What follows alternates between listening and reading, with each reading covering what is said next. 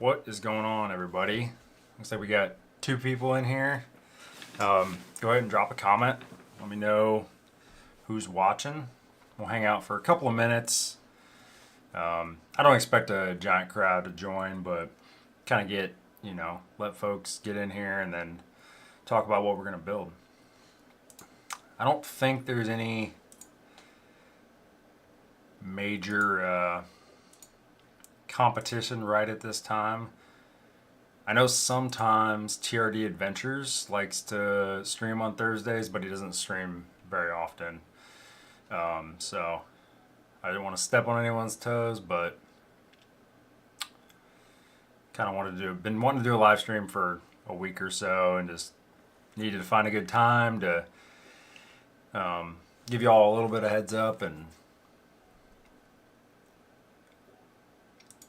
get it together, basically. Wreck-It Ralph, what's going on? Stinky Colas, what's up? How's it going, guys? There's Curtis. Curtis, how you doing? Well, while we're hanging out for a couple of minutes, if you guys haven't seen the body Curtis painted for me, I will grab it real quick.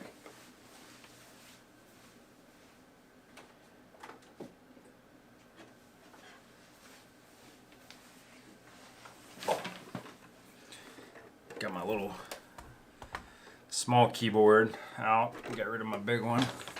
But let's see if we can get this in the secondary camera here.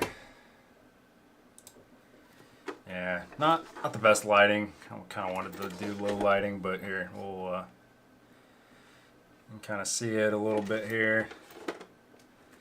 Curtis did like a kind of patina weather look on a Lexan body. Curtis, I'm sorry I put body posts right smack dab through this thing. Just was trying to find a good way to lock it down and couldn't really find a better way. You guys, a little sneak peek, you guys will be seeing this drive pretty soon, hopefully. It's not pointed out. I got some small things I need to do. Quite a few small things, actually. Kind of seems like a big chore, but it has been out. I did drive it for a very short amount of time just to kind of, make sure everything was working. Need to make some adjustments a little bit to the suspension. I got some pretty severe body roll. The body's, it's a Lexan body. It's not super heavy, but it's got some 3D printed interior in it, and it's got some good weight to it. Of course, my phone's going off right now. But yeah, Curtis did a great job. He's on Instagram. Hit him up if you guys need a body painted. Yeah, yep, it's a Proline Coyote or Coyote body, however you pronounce it where you're from. Go put this back up.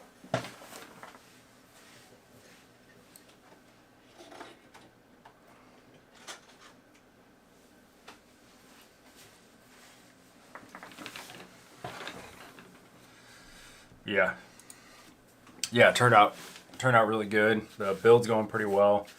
That's on a Corrupt Carbon Works Jekyll and Hyde, so pretty happy with it. We got 7 people in here, not too bad. Yeah, it just feels, yeah,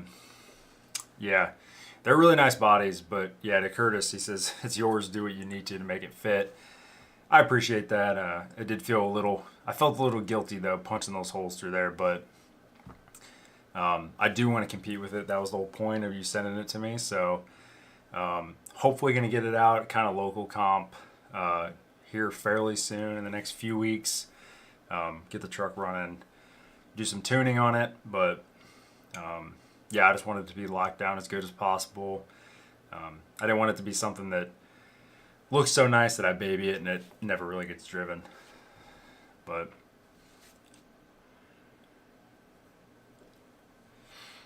anybody else working on anything? I feel like I've been working on a lot of stuff lately. A lot of the comp build stuff. You guys haven't seen any of it yet, but I actually started working class 1 this week.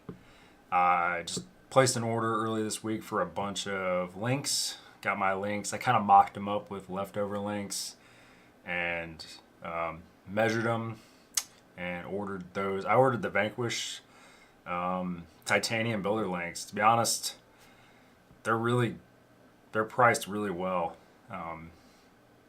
You could do an entire link set for I don't know, probably like $60 for titanium, which isn't bad. Now they're not bent or they're not, high clearance or anything, but for class 1, I didn't really want that. So Wreck-It Ralph says try to patina a Power Wagon. Now it's got way too much paint on it and I need to strip it and start over.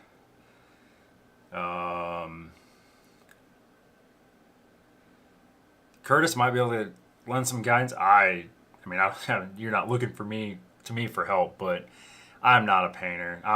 I can lay down, pretty good single, maybe double colors, do some lines, things like that, but stripes. But it's yeah, painting is not my thing, and that's Curtis. I think noticed that, and he's got serious skills and patience too. And I think that's a lot of it: patience, practice, having a really good plan going into it. But you might be able to salvage it without stripping it all.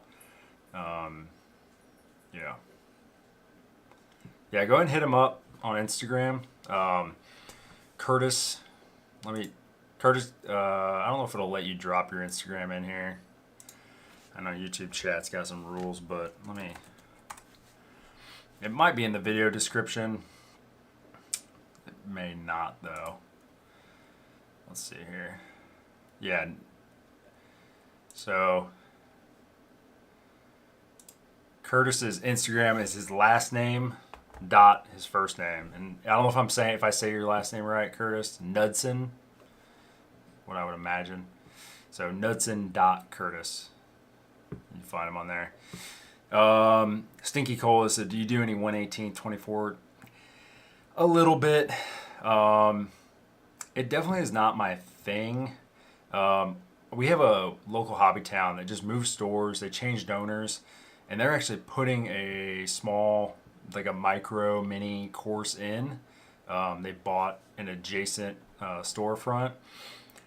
I think they're doing mini Z-Track, and they're also going to have a little micro. So I might get a little more into it. Really enjoy the competing thing lately, whether it's like really official or if it's just getting together and trying to dodge gates. But they start doing competitions. It's going to be, I'll probably get into it and regret that they set that up. But let's see. In the middle of putting a winch. Yeah, sorry to finish my thought. Stinky Cole, as you said, great for winter here in New York. Yeah, I got a lot of family from New York, upstate area, or I guess somewhat upstate. It kind of depends, I guess, how upstate you are, but not the city. You pronounce the K in my name. I'm Norwegian. Oh, okay. So, Knudsen. Sorry about that. I butchered that in my video then. I assumed I should have asked you beforehand. That's my bad. JP Wirt says, in the middle of putting a winch on my stage die, prep for Crawlapalooza on the 20th. Crawlapalooza looks like an awesome event. Jake's RC, who he may join us later. He's actually local. Me and him have been doing some driving here lately, and we actually talked about, not this year, maybe next year, setting up a trip. That's in Disney, Oklahoma, right? Crawlapalooza. That's a haul for us. I think that's a 18-hour drive. Obviously, we just split the cost, split the driving, but it's less of that and just more of time off work and time traveling and things like that. Because I think that's a 3 or 4 day event. The time spent traveling. I don't know how to time travel yet. If anyone figures that out, let me know. I'm going to go back and do some sports gambling. Oh, all right. We're about 10 minutes in. We'll keep chatting. I'm not gonna guarantee I'm gonna finish this build today, but I'll do up to 2 hours if things are rolling. But we'll have to cut it at 9 o'clock here Eastern time. So it's a school night, you know. Let's see. Read these last couple comments rolling in. Finished up full custom build, 3 LCG rig. Oh, custom build class 3 LCG with 4-wheel steering. Used a 1970s steel Nyland model truck for the cab. Real rusty patina. Oh, that's cool. What's that weigh? You got a weight on that? I'd be interested. You know, sometimes the cool factor just is too high to even worry about, you know, the weight. But I imagine that body's got some weight to it. JP Words went out to Disney for the first time over the weekend to do some testing. It's amazing. Yeah, it looks awesome. A guy I know from back home, Paul Wolf, he races Ultra 4, was just out there for Ultra 4 races 4900 and the 4400. So 4900's the, pretty sure that's the modified UTV, but he also 4400, which is the kind of the big boys, the main class when you think King of the Hammer or something like that. Does pretty well in some of the more, you know, short form races, but he's had some bad luck out at King of the Hammers the past few years with breakdowns, and a lot of people do. It's more of an endurance race than, you know, who's the fastest any given lap or any given section. But, and getting around slow traffic and people with breakdowns and things like that, there's a lot that goes into that.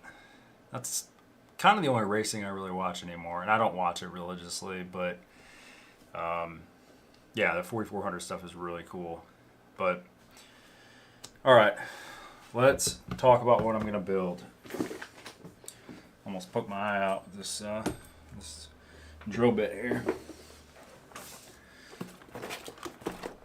So if anybody watched some of my earlier live stream or podcast, I guess, you guys know I hated on this thing when it came out, and to be honest, I don't really remember what exactly my argument was. I think my argument was that the price as a slider chassis kit was a little too high for the people wanting to get into comps.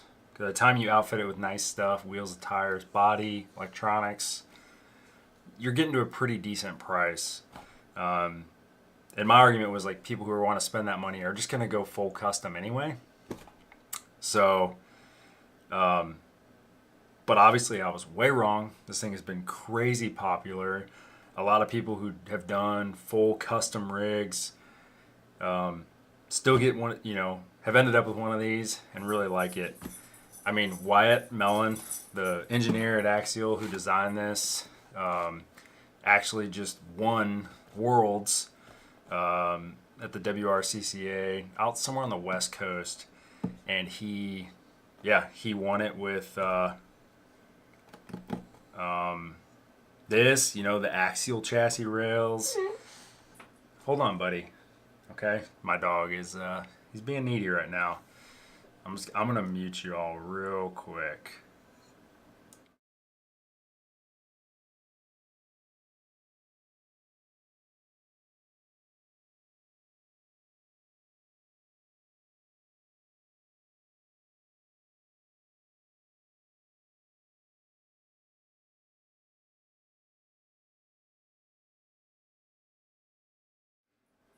All right, let me get the volume turned back up. I am live streaming right in the middle of our normal play time, so I may have to do it a couple times, throw a ball or toss his toy just to make him happy. But yeah, so we're gonna build an SCX10 Pro. I better get to it, otherwise I ain't gonna get very far. But I'm not just gonna build that because I can't leave anything stock. and I came out myself. So I got brazen scale. This is the pace setter. So this is their 10-degree angled chassis. It's a bolt-in kit designed for this. And I grabbed a couple things out of my parts bins. You guys saw well, maybe you saw my closet in disarray, and saw that I have a lot of stuff. So for servo, this is a NSDRC. Let's see, RS800. That's a V2. We are gonna rock. This is a Holmes Hobby Polar Pro stubby. 2700 kV. It's a 10-pole brushless censored motor. We got Mamba Micro X2. This is one of the earlier ones. Doesn't have a BEC, so I got a Castle 10 amp BEC on it. Definitely overkill. I'll probably cut the connectors off and put I've got some small BECs to run just the radio. They're like 1 amp or 2 amp BECs. And then we got sensor wire in here for that. I got some brass too. We got some SSD brass for the front knuckles and front diff cover. So I'm gonna put all this stuff back in here because we're a ways off from needing any of that. I did work ahead a little bit. I built the shocks. Shocks went together really well. They feel really nice.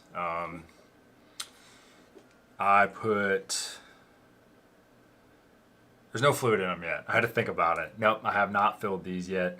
So unfilled, which is pretty common for me when I first build shocks. I want to get it together, kind of feel how the suspension moves, and usually get a weight on the vehicle before I decide to do any like shock oil. But I'll probably do between 40 and 60 weight oil. Man, he's on one right now. So I do have a secondary camera. So you guys have probably seen this before. Let's get to the comments though. Stinky Cole said all metal Capra axles. Everything is metal besides carbon. It is 6 pounds 50. That is light for all of that. That is awesome. This is my dog Bear. He's a meatball, French bulldog. Performance is nuts. Built that in mind first. That's awesome. Curtis says he's got a SCX10 Pro. I know he does because he put the coyote body he painted for me on it first. And I've been thinking about getting one for a while. The Hobby Town ran a sale, 10% off, and on everything. And they had one in stock, so couldn't pass it up. Stinky Cola says all droop suspension. Yeah, you're looking at about $1,000.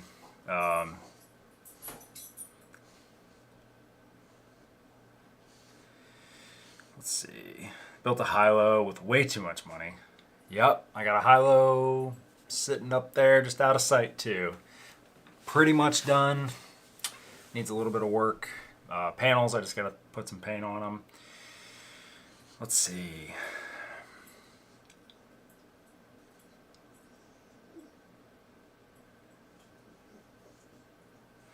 JP says, after listening to the interview Matt Higgins did with Wyatt, hearing all the design details Wyatt put into those, and maybe you want one more. Wasn't too hyped about him. Yeah, that's kind of how I was. Now, I also am not, I'm not stupid. I realized that when I went to ECC this year, I talked to a lot of people who know Wyatt. They know Nabil. Nabil won Nationals at Cherokee Rock Village in 2022. And Wyatt is an absolute, they're both just stud drivers. I've been told that you could give them a stock TRX 4 Sport and they would probably beat you. Most people, unless you comp a lot with your $1,000, $1,500 comp truck, fully custom. It's just, they've done it a lot. Give them a little bit of time to drive something, get used to it, know what it can and can't do, and they know how to pick their lines accordingly. So it's it's more about the driver a lot of times than it is about the truck. So desk is kind of crazy. we got tools over here. Hopefully I got everything I need. Let's start with the manual here. I don't think I'm going to need this mouse very much, so let's see. I haven't really looked at this. I looked at the shock section, but let's see. All right, so we're starting off building axles. Cool. I actually really enjoy building axles. I really enjoy building transmissions. Pretty much the only thing I don't care too much for is shocks. Even links these days, once you if you build trucks, get that TGH rod end tool. This guy right here. It's a game changer. And you can build links crazy fast. You get that, get some old shock pliers, because there's a chance you're gonna spin your links inside of your shock pliers, and shock pliers, the whole idea is to not scratch, mar the shock shaft. So I don't have a trash box. That's what I need. There we go.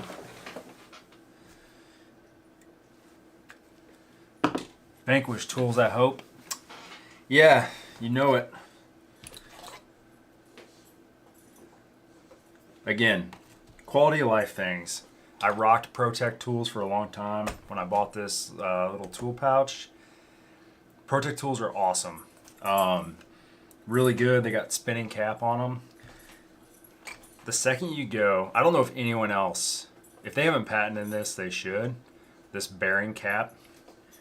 The comfort of the handle, the quality of the tool, and this bearing in the cap is, you won't want to use anything else. I've thought about getting a second set to take out when I actually go out. Instead, I sold my ProTech tools and I had this Amazon cheap set. I actually did break the tip though on my 1.5. Got a replacement coming. It'll be here tomorrow. But for now, for today, we're going to use the cheap Amazon tool. I just tossed most of the tools I think I'll need in this pouch. So let's get to building here. I need bag A1. We got some grease and some thread lock, which is nice. I was looking for axle housings when I peeked in this box and forgot that this uses like a multiple piece axle housing. It's not a standard one piece plastic axle housing. Ridiculous comfort, Curtis says. Yep. Yeah, they're very nice, that's for sure. Let me know if I forget anything, if I forget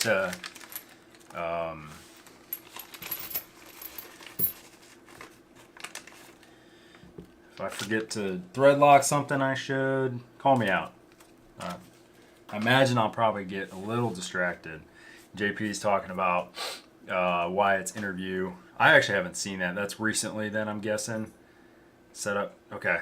I'll have to watch that after I set this up. And I know I have seen, it was after I already bought the brazen scale chassis, but I have seen some people say that they prefer the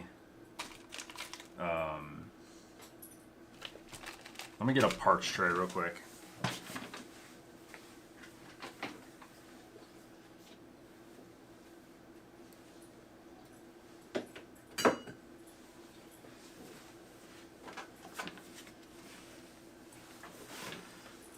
I have heard people say they prefer less of an angle on the skid. The stock is, I think, 3 degrees. And I've heard people say that they prefer that over this brazen chassis. But Jake, who we go out and set up gates and just have fun quite often. He's got one with this chassis, and it crushes. It's really, really good. For what he's got in it, it does very well compared to trucks that I have that I've got more money in. So I did not bring thread lock over here, so we're going to use theirs. That's fine. I actually really like that when they provide these little little things of thread lock. Makes it pretty nice. I don't know where that went. That's okay. Just squeeze a little out into a bag, onto something that's not going to absorb into.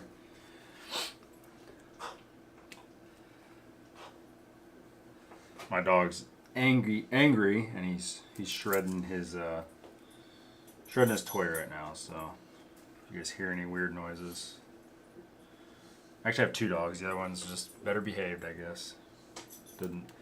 Doesn't need my attention right now. Let's see.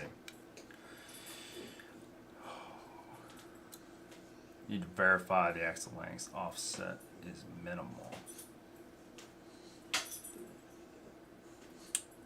I guess I don't know what you mean, Curtis. Verify the axle length.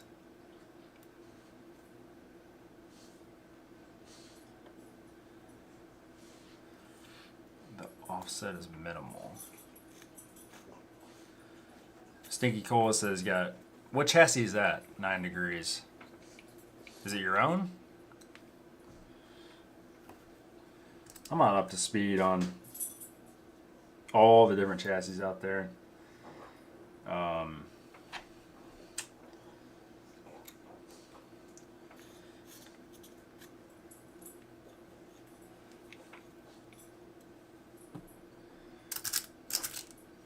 Probably should just turn my lights on. The lighting won't be as good, but I think it'll make it a little easier on me. Okay, a little more yellow in here, but yeah, that's a lot better. I do have a D-wall driver here when we start getting into doing a lot. I couldn't get my noise cancellation to work though for audio, so you guys will have to let me know if the noise is too bad once I start using that.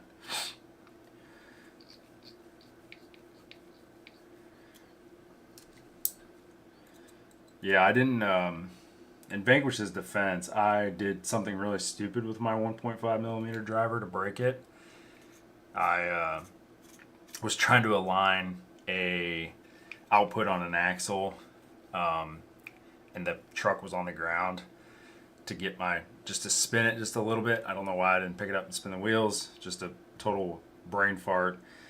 And stuck the tip of my 1.5 in there and tried to move it, and it snapped right off, which it's obviously not meant for that. Luckily, they have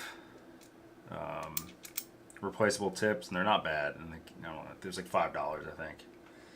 Vanquish, you get what you pay for, but you do pay for it. Their stuff is not cheap, but it's machined in the U.S. and I don't hide that I'm a big fan of theirs. So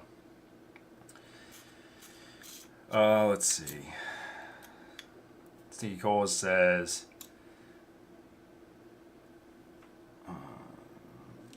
custom aluminum chassis I make for my micro rigs is 12 inches. The 1/10 I'm saying is 9. Is random Amazon LCG. They have good reviews and run videos on YouTube. Weird jumble letter name. Okay. Do reviews for Amazon. I got it for free. That's cool. Huh. Well, who knows?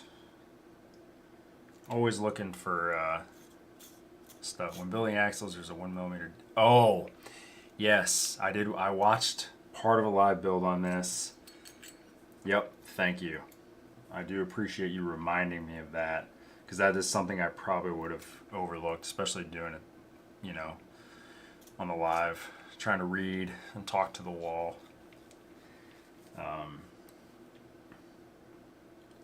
How's the audio, by the way? It's not very professional. I should have asked right away. I guess you guys can hear me. You guys are obviously, responding to the things that I'm saying, but is it too loud? Do I need to turn? Audio is great. Okay, cool. I did a little test recording and played it back, but this is this YouTube thing's it's a learning process. There's always something. Make better thumbnails, better editing, you know, smoother transitions.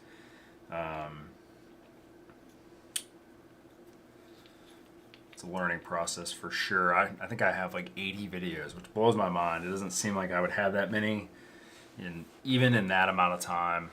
I've been doing it almost a year, I guess. I think the quality's gone up a lot. I know my thumbnail quality's gotten a lot better, and it pays dividends.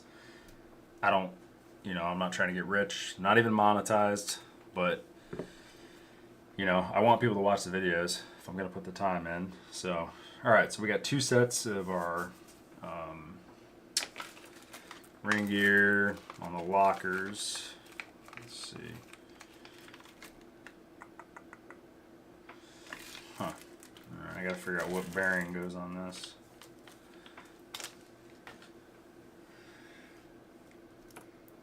I imagine it's these I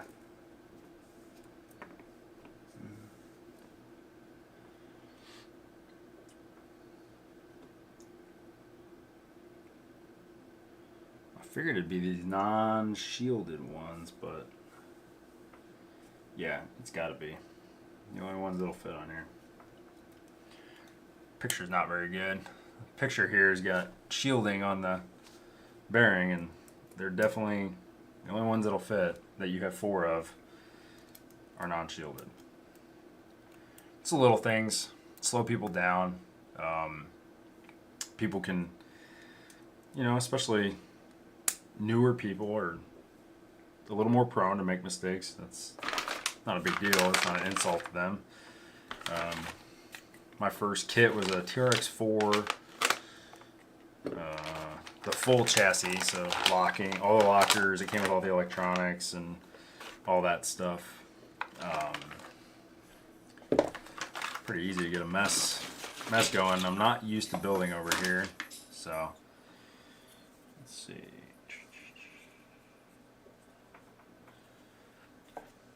Yep, so this is the one we want.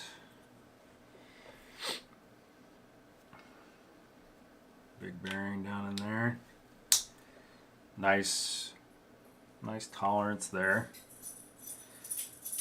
Man, dogs they're on one today. This guy was a little sick yesterday, so he all he did was sleep today, I think. Did bring grease in here, I thought. Definitely came with grease, but I don't have to open another one. I don't really want to. What did I do with that? I'm already losing things. Dang. Oh, yeah, there it is.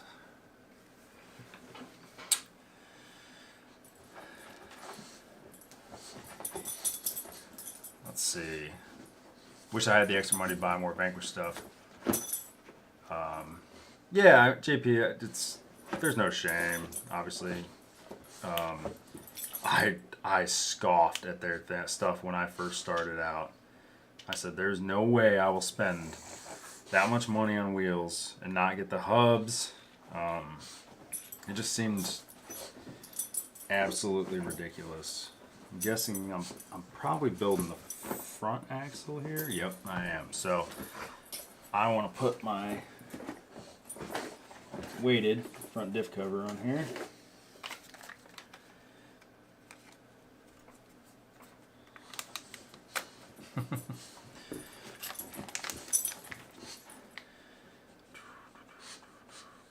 Gone almost exclusively posting daily shorts over the past few months. Yeah, I've dabbled in shorts. They do really well. You know, really good ones. You know, when they're really well thought out, or it's a just kind of a unique build or something new. They do really well, but I don't know. I need to do more shorts. I get out, I record, kind of lose sight of things, and next thing I know, I don't, the truck's put away or whenever I'm home and I'm like, oh, I didn't even record, you know, anything for a reel or shorts or anything like that. So here's what it is. I do know that they don't count for. I would like to get monetized. I may not apply for it until I'm a little on the safer side of your yearly view hours. 4,000 view hours for the year. I'm actually going to be pretty close to it in my first year, but don't have the subscribers, which is fine. But I would hate to get monetized and then them take it from me and have to reapply or whatever because of just falling off a little bit. My RC Speedy C3 it really gave me a huge boost. Let's see.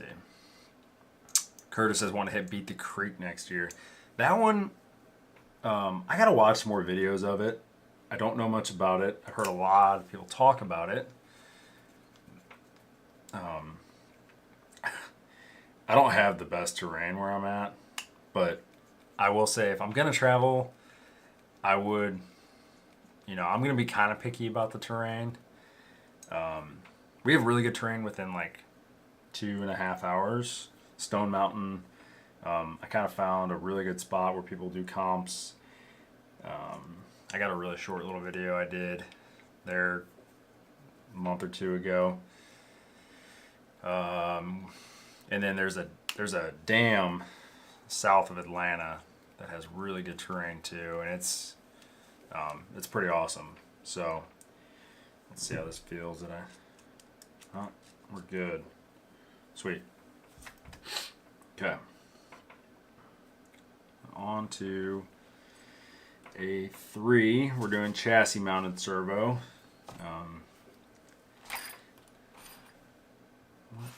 Oh, there we go. Okay. So this is crazy. It's crazy how short this axle tube is. I'm gonna go ahead and we're gonna compare them. These are really heavy. Holy cow.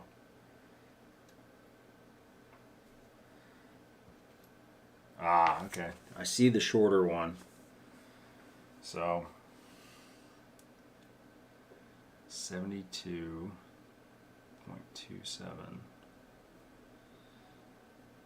And then the short one. And my guess is for the other axle, I'm gonna peek ahead here. Yep, so these are for the rear. They're a little bit longer, but thanks to Curtis for pointing that out. They are pretty much exactly like a millimeter difference between these. I don't even think it will show up on camera, but yeah, these are heavy. I didn't realize how heavy these were. I guess I thought they were aluminum, but they're steel, is my guess. All right. It's been a long time since I've built something that is not a Vanquish, to be honest with you. So hopefully I don't screw it up too bad.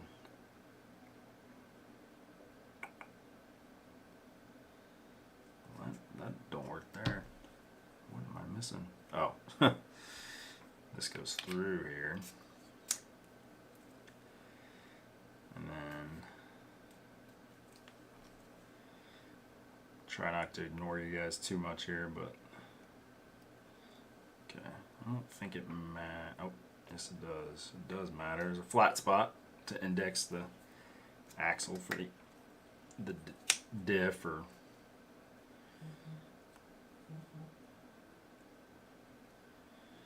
alright. Hole there. Okay. So that goes there. Okay, we got a little set screw. Didn't realize how much, yeah, 1.5. I didn't realize how much 1.5 was going to be in this because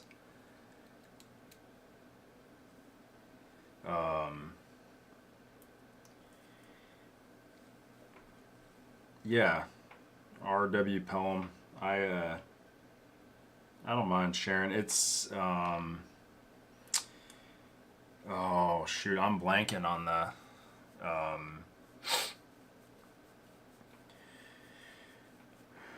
I am blanking right now on the dang. I don't know why.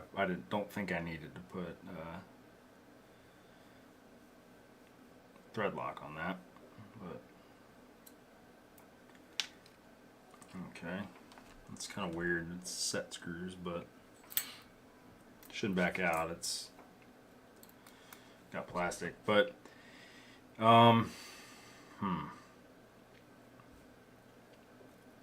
struggling here.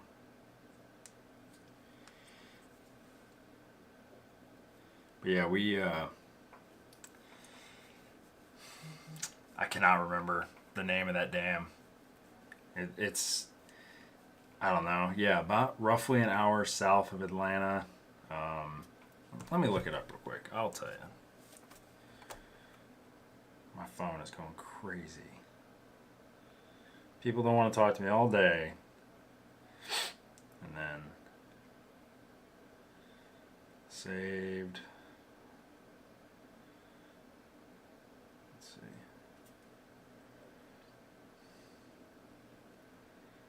Let's see here. I guess it'd be southeast of Atlanta, and it is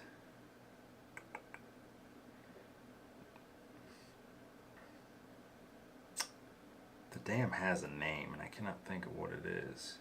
Jackson Lake Dam. Jackson Lake Dam. That's what it's called.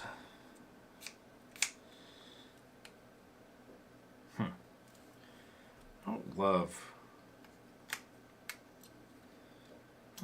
how that's in there. It seems very solid, but it is what it is, I guess. We'll figure it out. Okay.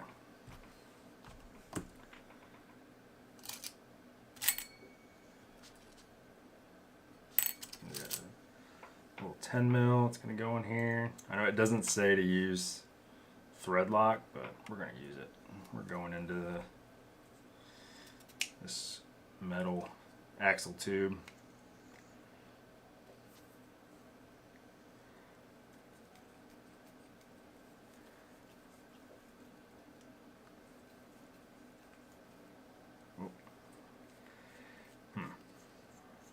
Let's see.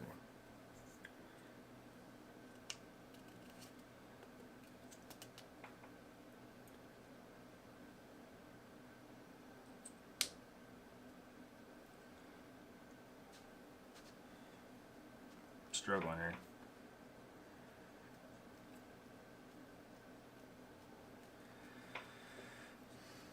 Curtis is one of the easiest builds. Yeah, I mean I could see it. It's man, it does not want to locate where it's supposed to go. I want to strip that out.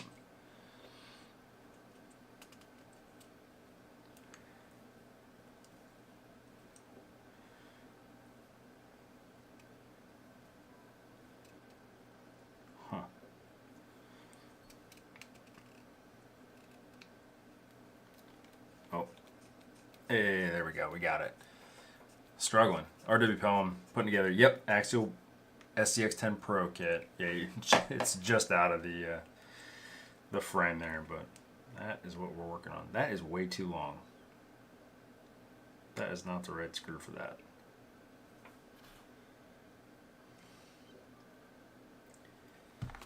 $8 mil. Those are 6s. That is not right. There's no way.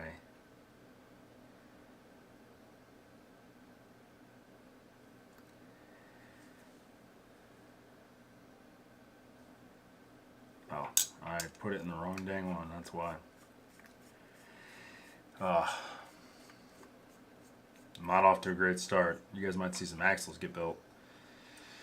And I'll probably just finish this up tomorrow night or something. But we'll get as far as we can. But yeah, I mostly just wanted to do a live stream chat. I like talking to you all about what's been going on the channel. what y'all been up to. Where? Okay.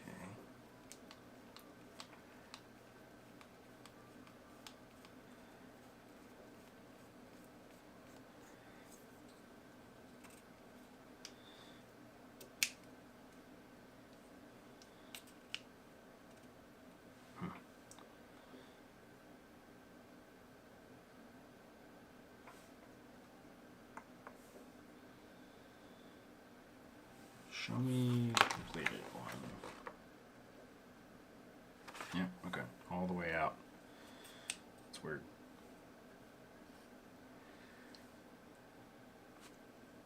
Oh, that's where I'm wrong. Okay.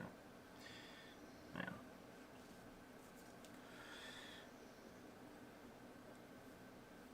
Yeah. RW Poem, we got a Pro Kit. I got a brazen scale pace setter chassis we're going to put on it. I already got an SSD front diff cover, a little bit of brass, and I'm going to put brass knuckles on it too. I have noticed that is one thing I think that it could use, just a little bit of weight up front. I've been really digging my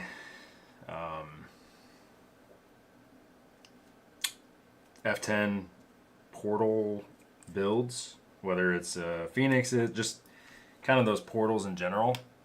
Dang, those are tight. There it is.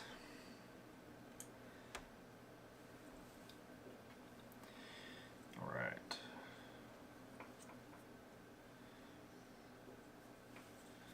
A couple of these little set screws.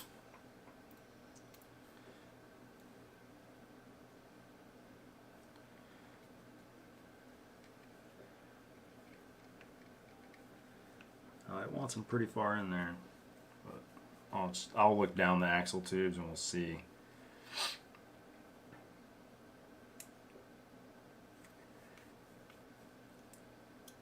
Okay.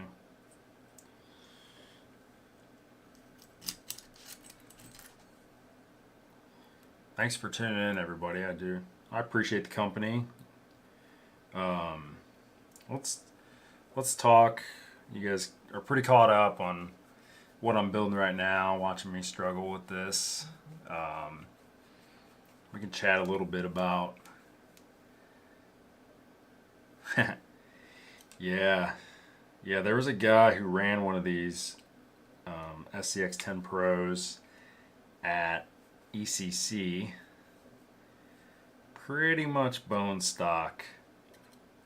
Now he had comped quite a bit, so he's driven his fair share, and he did really well with it. He really liked it, spoke very highly of it, so that kind of made me a believer. See it firsthand, in person, and yeah, I was like, well, I guess we'll give it a shot. I've got plans for it. But okay, so we're on to chassis mounted servo. This is our orientation here. We need a bearing out here. Let me check these set screws. I could back these out just a little bit. Looks like they're going to interfere with my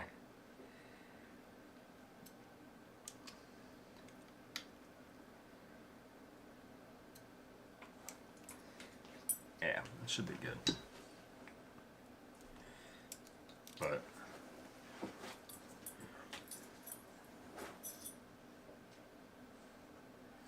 Curtis, yeah, Proline by the Fire looked like an awesome. It looks like an awesome event every year. This year didn't really look any different.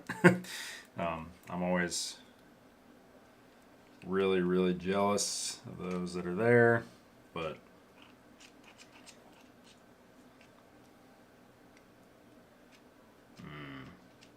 something not right in there. Yeah, I think it's this set screw here.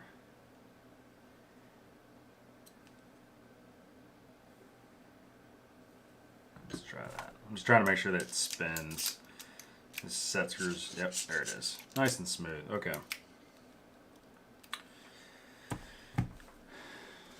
Did not. Ah, okay, okay. So, this can go back in here. We're not ready for that though. I skipped a step. I thought it was an axle mounted servo step, but let's see. This guy here.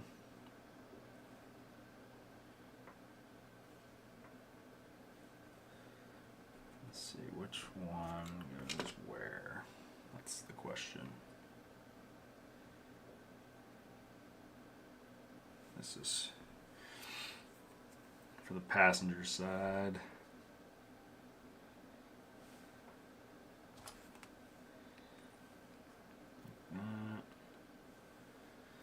Large bearing here. And then, oh, that's the wrong one. This guy.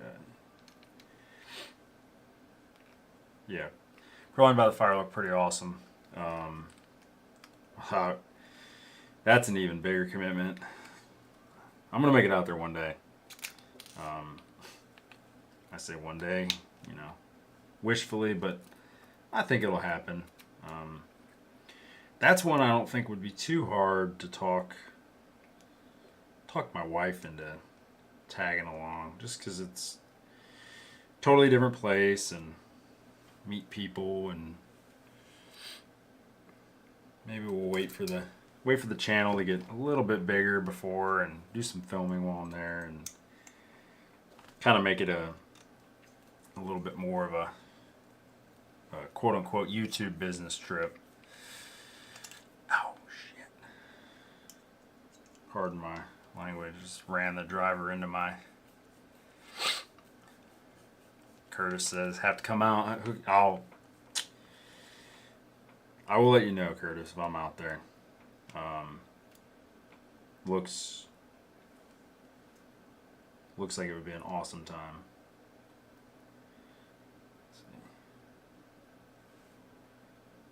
Okay.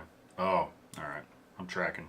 This goes over the axle tube. I was like, it seems like there should be a bearing in there, but it probably would have done me some good to do a little research for y'all and watch. I watched a live build of this, but when I watch a live build and it's not a truck I have, or at the time I didn't really have any interest in, I didn't pay super close attention.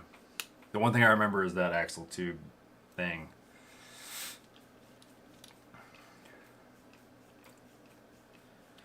All right.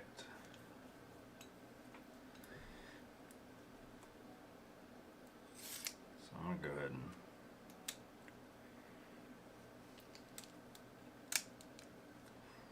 there we go. Let's do this other one here.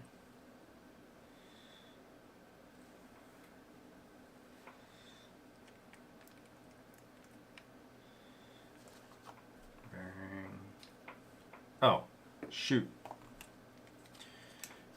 Hey, you guys were supposed to remind me if I was skipping something. I got brass knuckles to put on this thing. I'm gonna do that now. I thought about running it completely stock, but honestly, that's my toxic trait, is buying really nice things that were designed really well, and I can't leave them be. But let's talk about some of the new releases, whether it's, you know, more of a go fast. I don't know if you guys saw, I got the Losi Baja Ray 2.0. That thing is so much fun. I pretty much got it only because of what it looks like, but it's a really fun truck to drive too. Getting bearings out after you've put them in.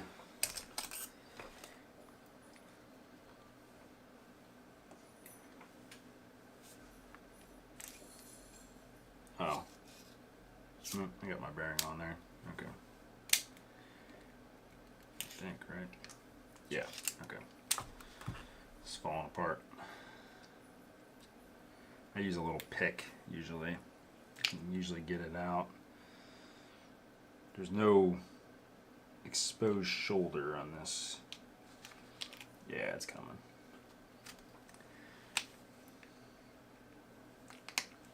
Come on. It's the downside of buying, you buy a decent kit, the tolerances are good. It makes doing things like this pretty difficult. I'm going to end up running this pick through my hand, so. Dang.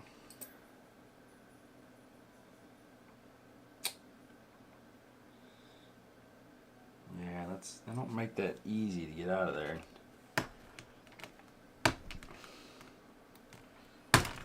There it is. Brass knuckles, here we go.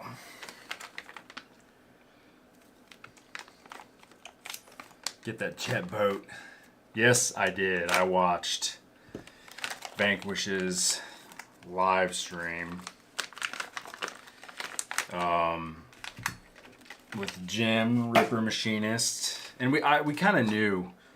I had never met or anything about Jim, Ripper Machinist, but I didn't get the feeling that he was kind of the internet troll, just by the way Josh from Probably Designs described him. So when he started posting stuff on Instagram,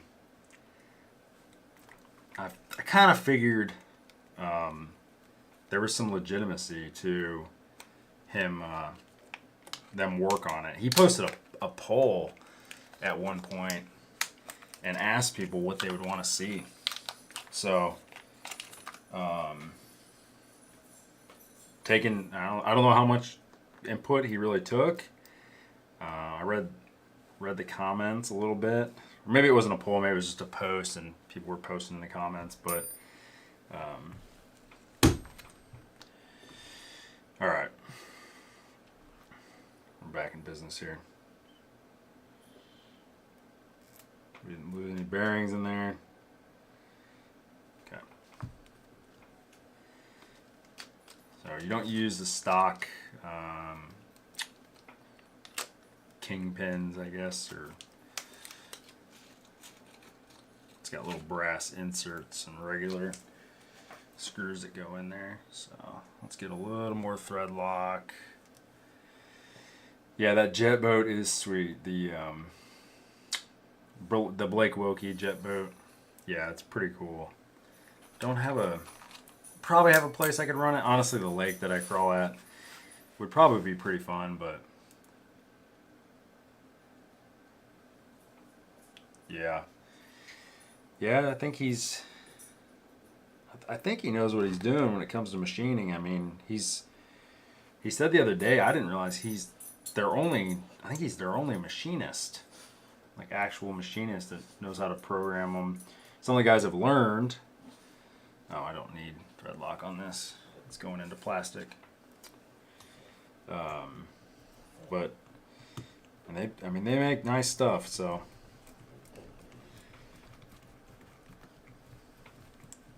their axles are kind of second to none. So let's see. There's the other dog rolling around behind me.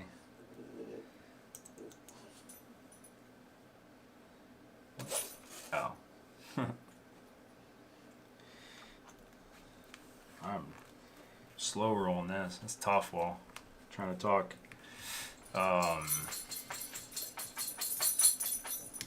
Dang dogs.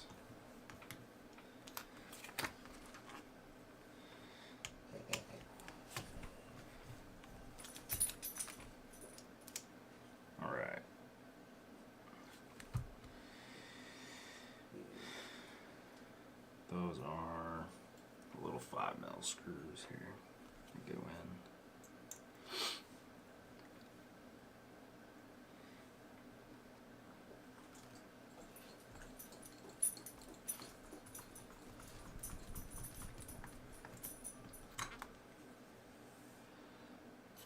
But curious of what the Ripper 2 would cost. What do you guys think? You guys thought about it much? I've got a number in my mind that I think it would cost. And I've also thought about whether or not I could justify it.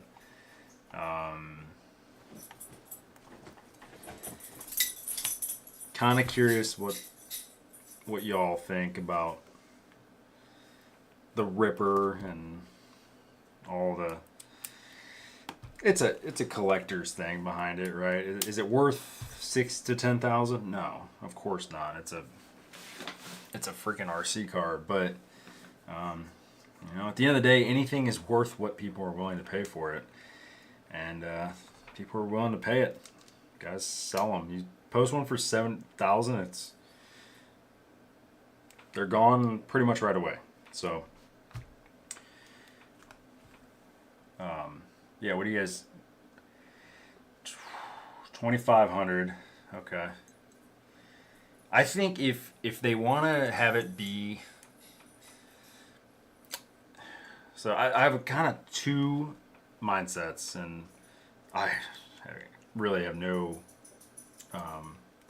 authority that I should feel like I should speak on this, but I think 2,500. So the first one, right? You basically got the cage, the panels, some accessories, but you got the most expensive like RC accessory was $1,900, I think, $1,899, pretty sure. It was kind of before I was serious into it. I had a couple RCs, but there's no way I would have ever done that. Opportunity missed.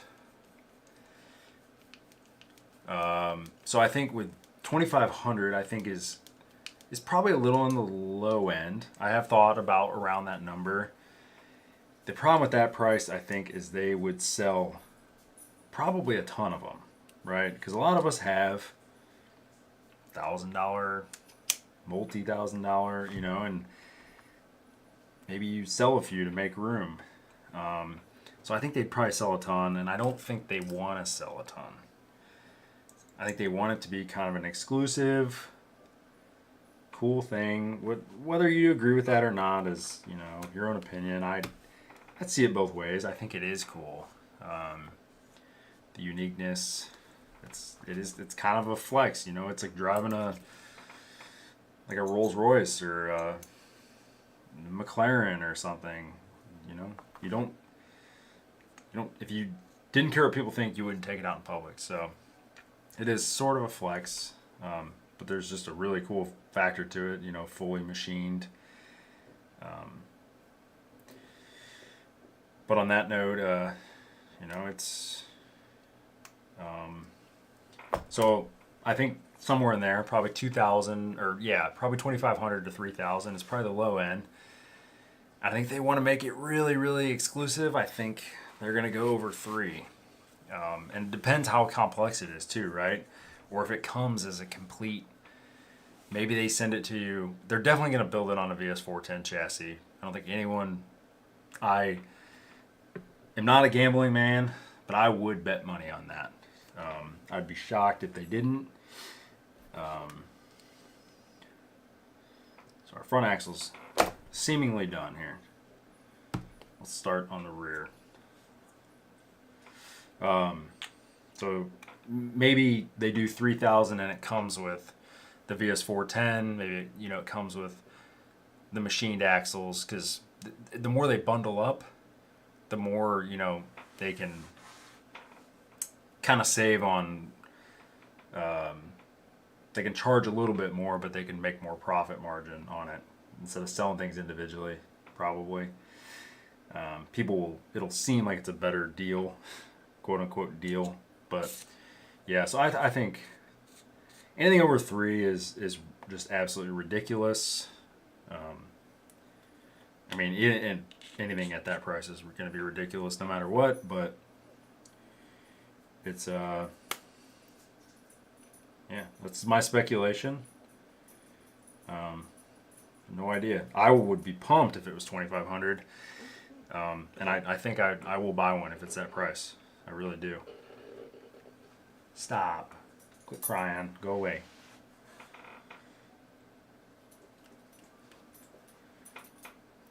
You guys are gonna think my dogs are neglected. It's actually the opposite. Their mom went out to eat with a friend, so they're not getting any attention.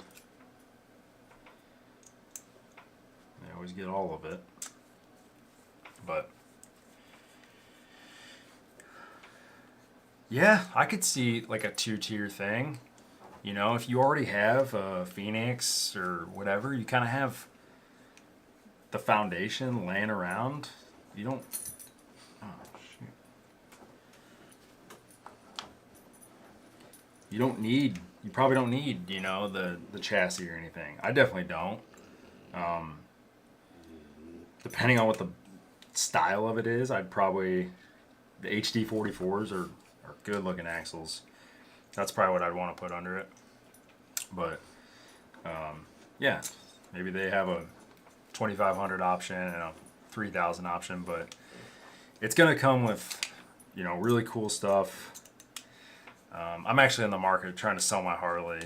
It's not listed yet, but just cleaned it. I just never ride it, and I think I might earmark some of the money from it for something like that. Or if a used Ripper V1 comes up and it's unique enough, I like the colors that they chose enough and the parts they put into it that I think it's worth. But the nice thing is, I think now that it's basically confirmed, and Jim said, you know, he'd like to do next year, I think we're probably looking later in the year. He said he's still got a lot to do. But, you know, maybe a pre-holiday season or pre-order, and I'm sure it's going to take a few months to get them done. But the nice thing is the V1s, sucks if you own one, but they're probably going to go down in value. So if you want to have a piece of that RC history, it'll be should be a little more affordable, I would think. But yeah, I put grease on this. Okay. I was questioning it. Nice and smooth. Yep. Bearing in there. I like that bearing on the back side, like the output of the pinion is tight. Sometimes axles, those aren't tight. Small things, but they fall out.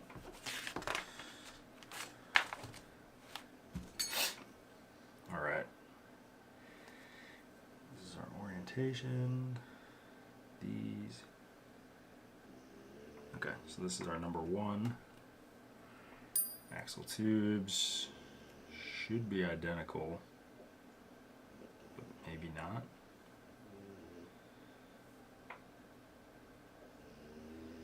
Seems like they are.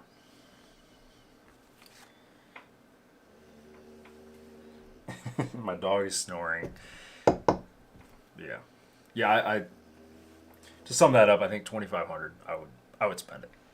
I've spent my RC Speedy C3. I probably have right at 2,500, maybe 3,000 in. So, and it's nowhere near as cool. You can buy it. Like, you can buy one right now if you want it. And that it just takes away from the cool factor. And you know, it's a pretty nice chassis, but it's made in China. Muse Racing. Yeah, I have. Yeah. I like it. You call it a rip-off. Yeah. I don't know what my thoughts are. It looks great. That Muse Racing, they called it the Ripper. They should have just named it something else. You know, it's there we go.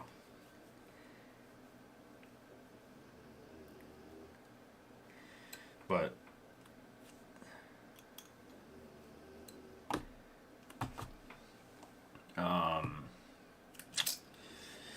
yeah, that's a pretty nice little truck. I don't love that they copied the name, but it does look good. how they made money at 300. 300 for what? The Muse Racing?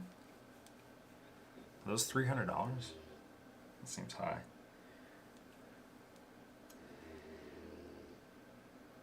I'm not sure what you're talking about. RW. Oh, forgot to put that piece on before I did that. Whoops. Oh, I did not know that. Oh, wow. Yeah, they really did. They really did. Yeah. JP, you're right.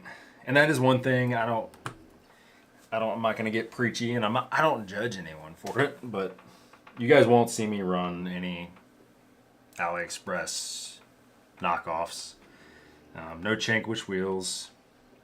Like I said, there's absolutely no shame. If that's what you can afford, that's what you want.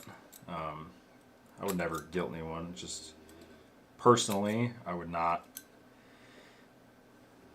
run those. I have before. I think I had one set of like Chankwich. I didn't realize that's what they were, but lo and behold, they were. And let's see here. But yeah, not a huge fan of that business model of most of China. But on the other hand, am I really? I mean, I buy Chinese crap on Amazon. Different chargers and little electronics and things for the house, and I don't check to see if those are knockoffs of reputable American companies. But I guess ignorance is bliss there, huh? So yeah, like I said, there was a guy around here though that was trying to get me to buy this TGH2 low knockoff on China or on AliExpress. It looked identical. It's I think like $120 transmission, and it was I think like what size is that? Sorry. And I think they wanted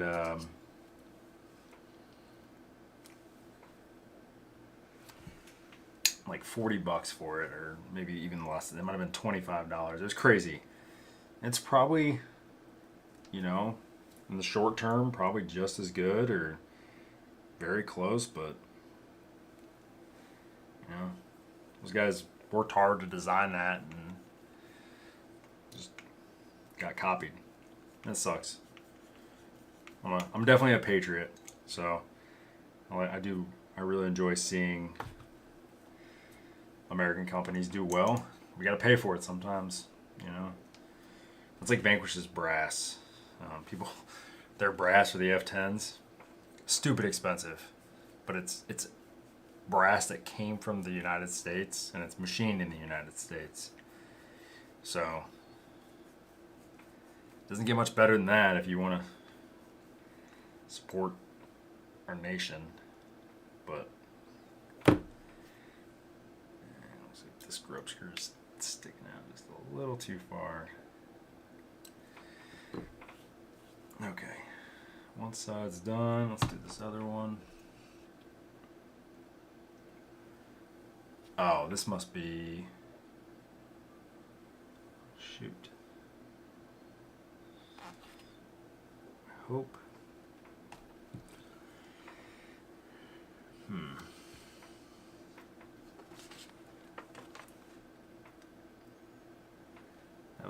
I feel like that axle mounted servo had...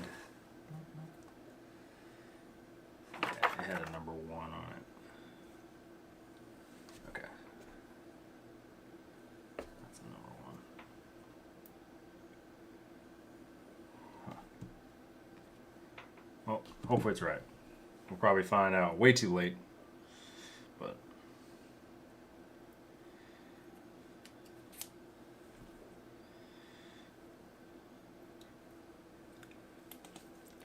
These are tight.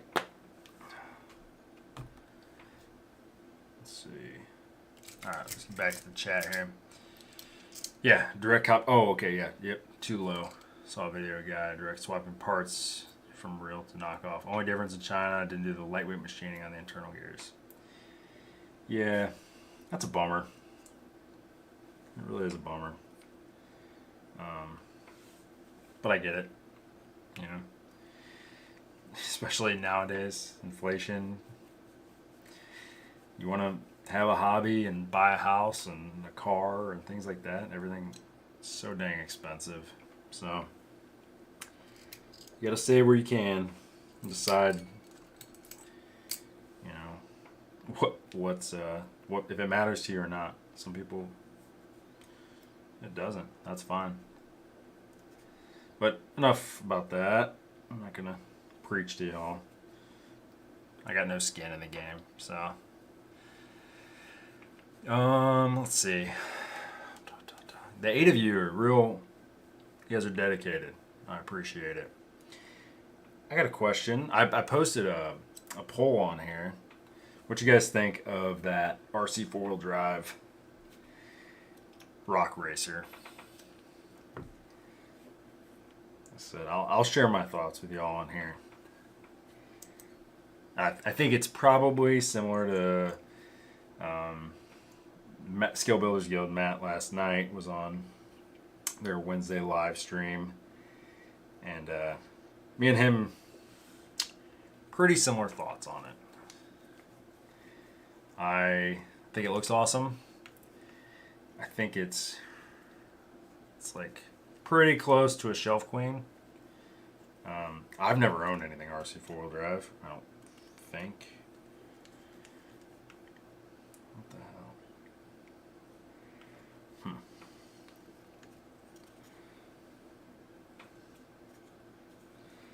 I'm gonna chase these threads real quick. Just make sure they're good. Threads are good. Looks great. I'd break in less than 5 minutes. Yep. RW Pelham says I'm intrigued. I'm intrigued too.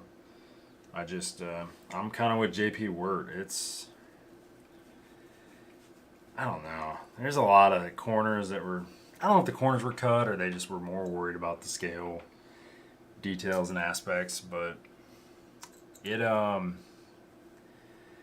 there's certain things like back on the rear axle they've got some like friction fit nuts in they kind of slide into that axle housing, and then they just there's no locking nuts, so it looks like kind of recipes for things to back out and then stuff to break, and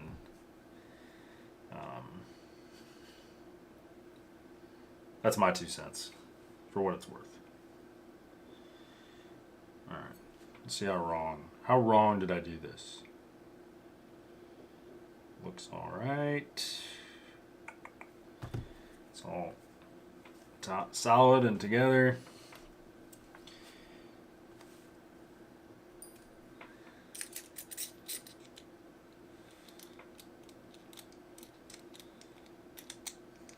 Hey, go in there. Are these different?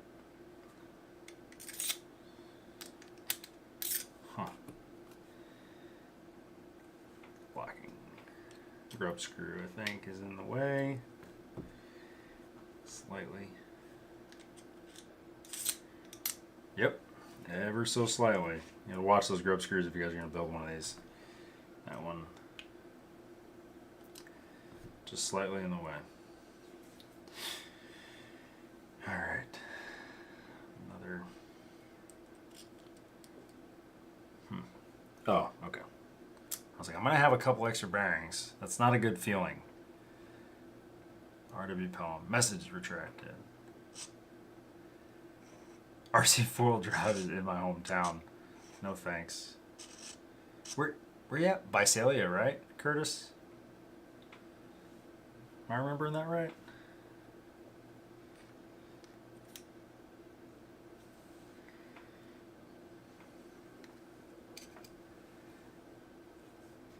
Yeah.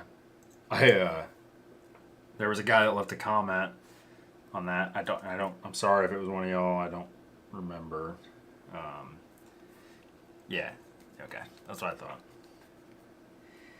Well, I'm not even sure, to be honest, that they even designed it there. It's got JD model or JDM or whatever all over it. But it is what it is. It does look sweet though. And like I said, I am a fan of Ultra 4. And, that's pretty iconic chassis. So, but hard to say. One of the guys did comment though on a post and said, "I'll wait for a broken one to hit the market, scoop it up, and try to beef it up a little bit." I was like, that's not a bad plan. And it's just like anything else, bound to happen. Someone will buy it. Originally, they'll want to sell it for the same price they bought it for, and then they'll quickly realize that it's just not the way this hobby works, or most things work. So they'll sell it for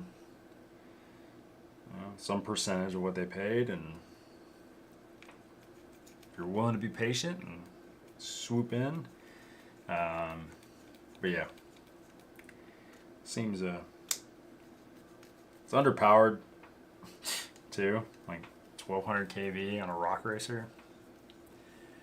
Curtis says bomber. Yeah. Don't have a bomber. Almost bought one. Almost did like a full crazy bomber build, and then I don't know what happened. Something else came up. Something shiny. I'm like a goldfish. First RC was a TF2. Ran it hard for about a year. Put a 4-runner body on it. Blew the rear diff in 10 minutes. They're amazing at scale, but are way behind. Oh yeah. I don't think anyone would argue the looks, the scale, they're beautiful. They're honestly unmatched, I think, in that, but we got quite a few extra parts here. A little concerning, but probably for you get different screws for axle mounted servo. We're gonna put those in the box of parts. We are gonna build the transmission. We got 40 minutes left or so. Let's dig in here and see if we can get this transmission knocked out. Bag C.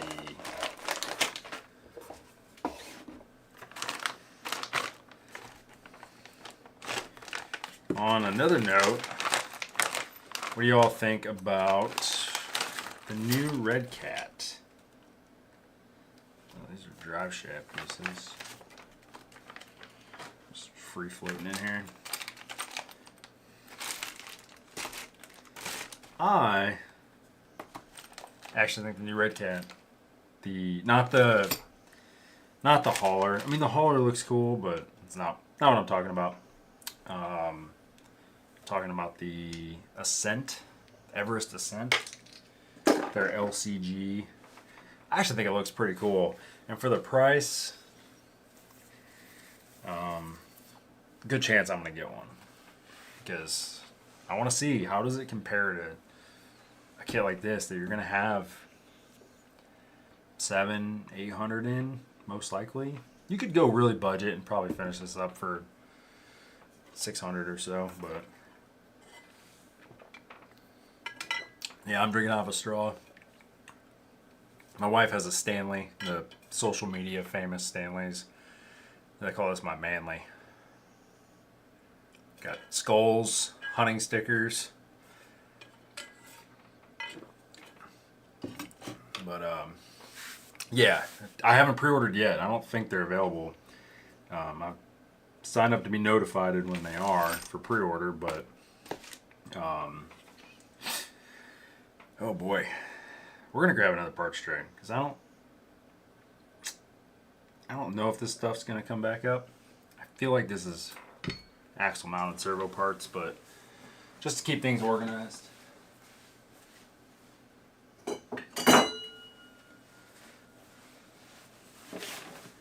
I did a little prep yesterday.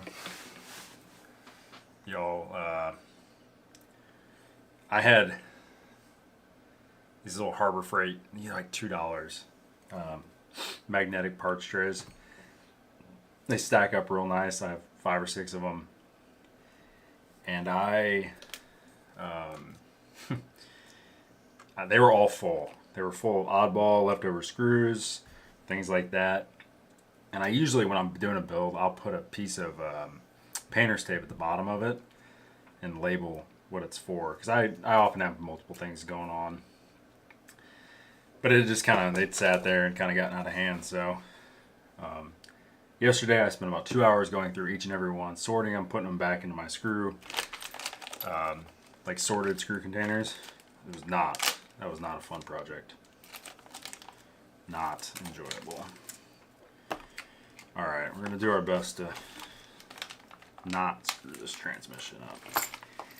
I'm going to build it with the selectable dig. I kind of forgot about that. I think I have a servo that'll work. I don't have a spare 99 micro, but yeah, the dovetail narrowed body for sure, because I want to see how it does. I've already got an idea for a few videos, and obviously probably full breakdown walkthrough type thing, but also yeah, some other ideas. I don't want to spoil it, but it should be fun. It looks like a great, just an absolute killer value. Like, I'm gonna put these screws in these knuckles so I don't lose them. Curtis says, "I'll paint you a body." Curtis, you don't have to do that.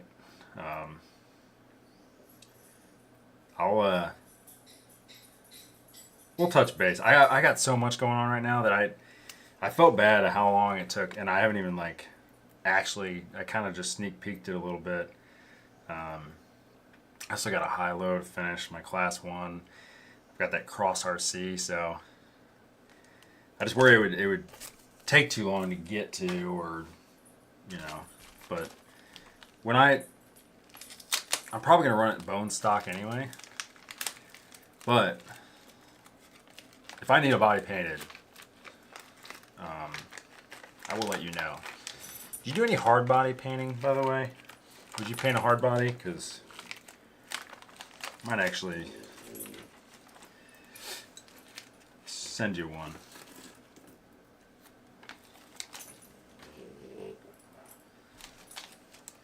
Because that's my biggest thing. That's what things take me forever. I'll sit there and stare at the body and have no idea what even colors to use, let alone methods or patterns or techniques.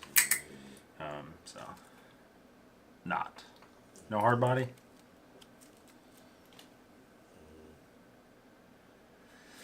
Let's see. Okay. The scent looks kind of decent. Definitely a step in the right direction. Don't understand the steel flat rail chassis though. Yeah. I don't think. Yeah. That's a good point. Steel. They don't have the weight listed. That is one thing I was curious about. But I'm still interested enough. I still think I'm gonna pull the trigger on it. I think it looks decent enough for $2.99 for that pinched one, the 2-piece body. It looks pretty rad. Hard to beat. And I've never owned a Red Cat, so maybe I gotta learn my lesson the hard way, possibly. What do we got here? We got a couple different. We got a 20 tooth. Okay. Am I gonna have to count teeth? That's got to be the 20. This must be the 26. There's one more that goes in this transmission. 26. There's 3 of these smaller gears. Sorry guys, I'm just trying to make sure I don't jack this up. Oh, that's an 18. Okay, so this must be 20, 26. That's 18. Okay. So this guy. Let's get this here. E-clip right on the end. Love E-clips. My favorite. Built some draft text 2 nights ago for my class 1. Not my favorite thing in the world to do. I'll pay to have those built in the future. Just frustrating.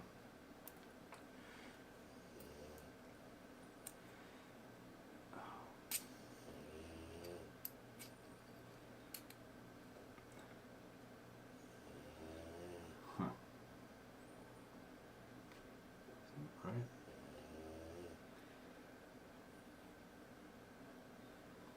That is tight.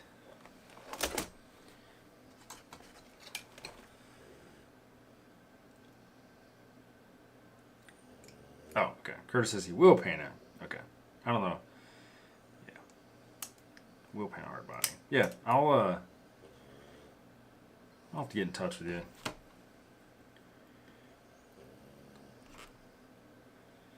See if I can get on your list.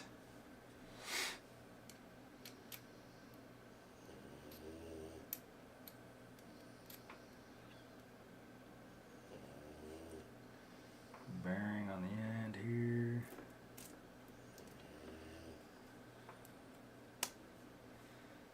Okay.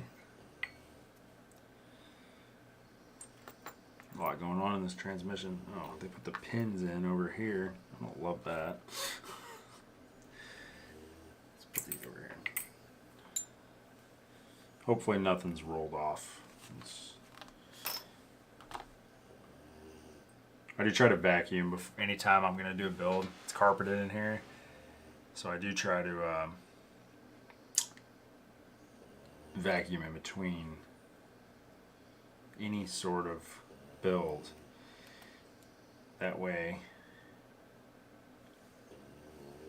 I don't know. To me, it's just, it's easier for me to find.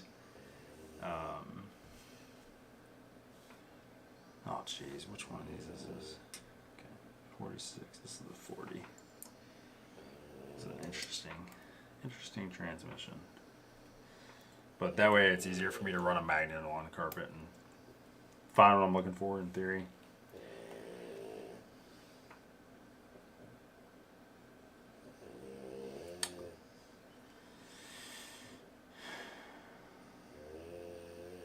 Dogs.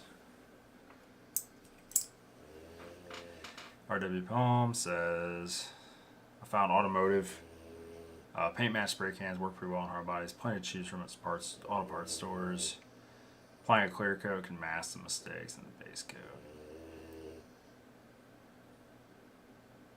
I'm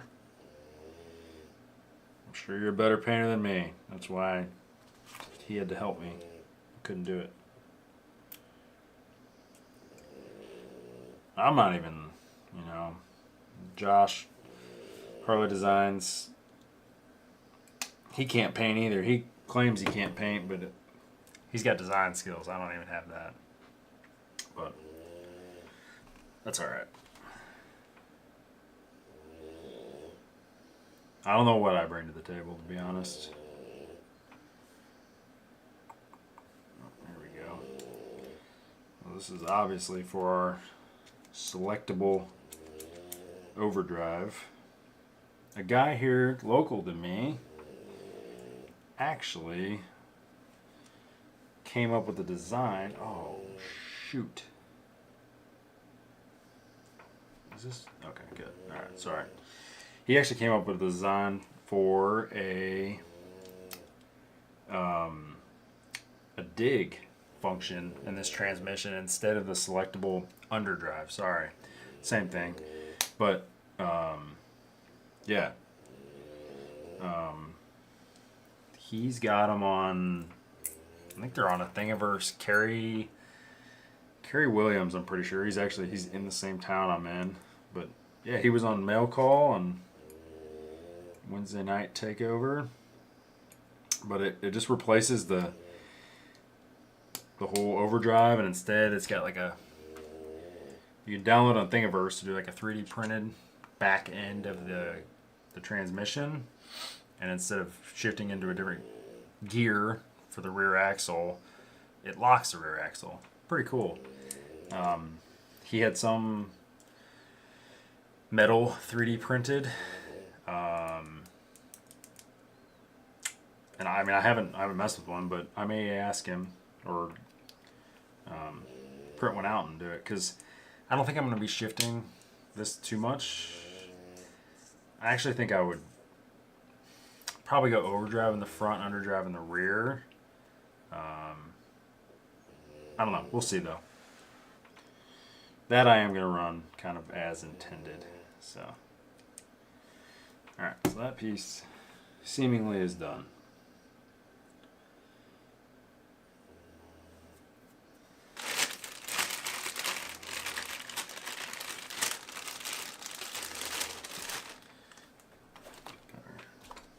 Flush cuts here. Which piece do we need? Either of those. I don't think.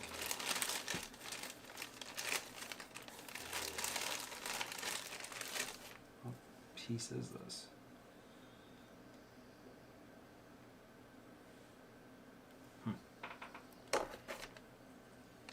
Oh, it's this one. The scale looked weird. Didn't look like it was even in here.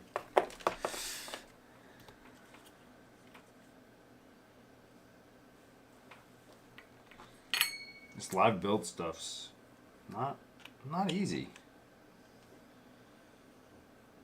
I got respect for it.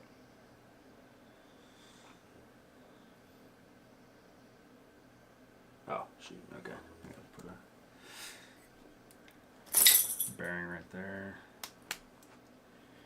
and this goes in there.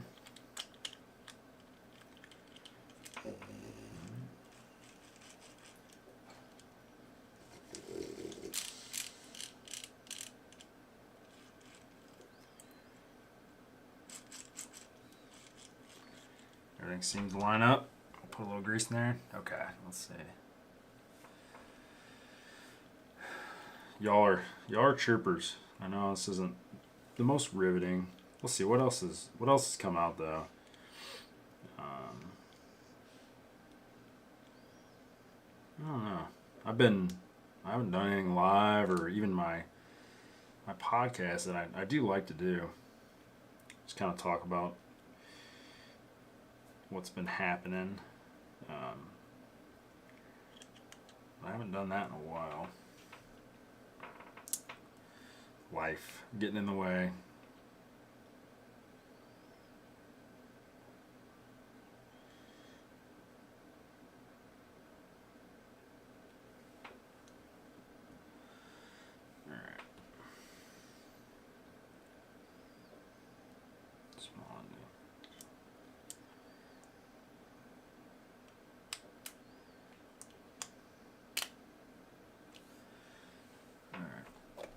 Successfully did that. Why are you gonna call me out like that, RW? It is going very slow.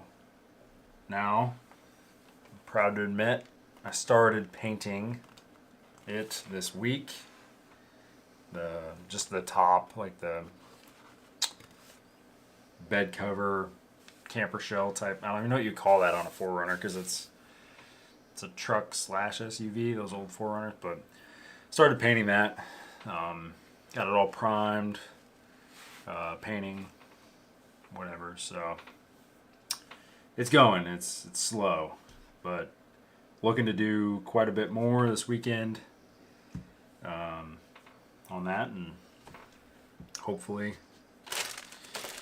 make some decent progress here soon. I'm looking forward to it, and honestly, kind of what excited me was mocking up my Class 1 and just seeing how I'm going to use the word cute those little tiny tires are, and just kind of cool to think about how much fun you could have with something that small, because it's definitely going to be challenging. Oh, I missed a step. Surprise. Not that one. Yeah, this guy.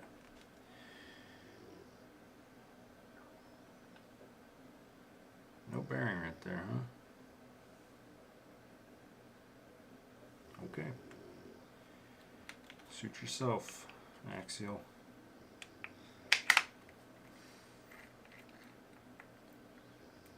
That.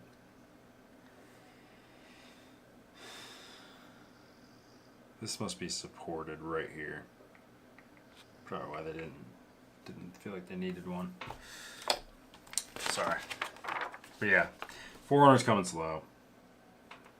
A shame to admit it, but it is.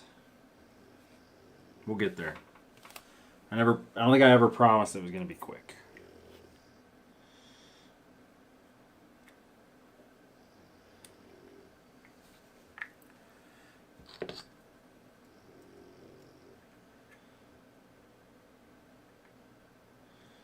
My 3D printer's kind of been giving me trouble lately. Not that it's related, it's just something else to... I have a 0.6 nozzle on it, and I think I'm going to go back to the 0.4, because I got a Prusa, and I never had a problem until I went to the bigger nozzle. I started having some issues. I think that is the right pin, and it does not want to fit.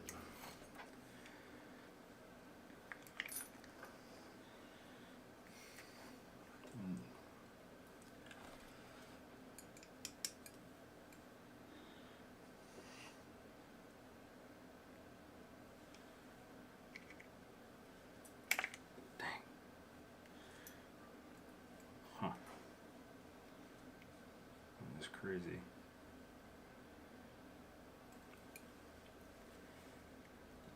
I think it's the right pen. I hope so.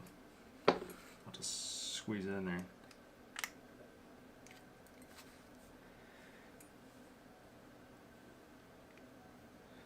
Maybe. Oh. Sometimes it's all about finesse. There we go. Alright. That was a struggle.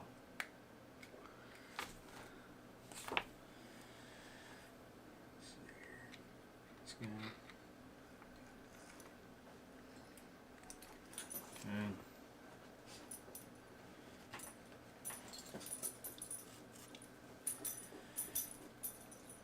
don't feel bad. Working on 1.2, taking way too long. Gonna try to fit some Dark Earth 105, Security Hubs. Gonna have to cut a bunch. Yeah, you're definitely gonna have to cut a bit. That is, without a doubt, it's not a big body. I got 3 point, whatever the class 0 crawlers are. I forgot. That's what I got in mind. Itty bitty. Oh. The dog's mom. She's home. Which means I'll be wrapping this up here soon.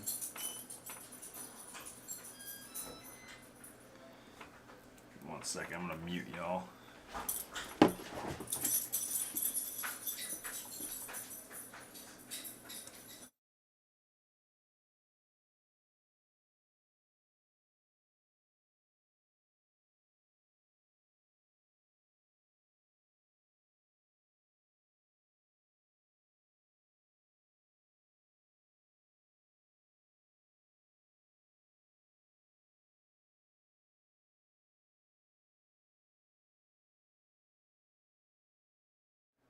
Alright, sorry about that. Okay, we're going to try to wrap this transmission up, except for I think I might have screwed it up.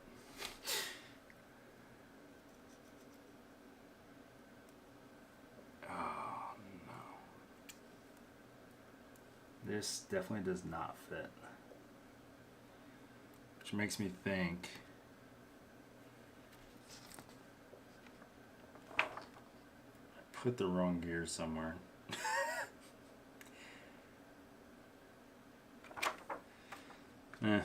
Luckily nothing's cinched down. I think we can make it work here. Let's see. Would have been on one of these. It actually would have been the smaller one. No, that's right.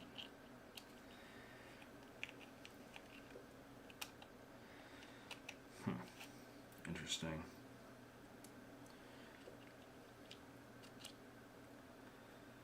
Okay.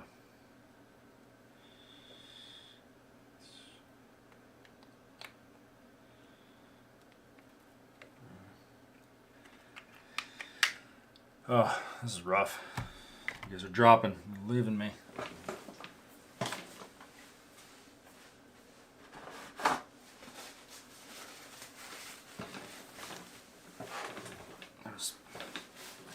It's probably a little ambitious to think I was going to be able to build a full kit, my first live build. But I'm ambitious. Yeah, this gear straight up will not go on there. Oh, no. It's supposed to, right?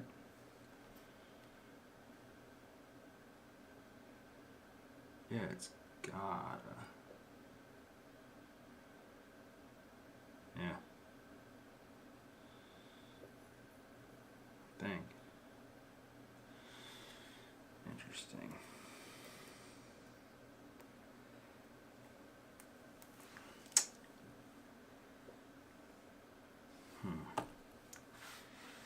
18 tooth. 20. 26.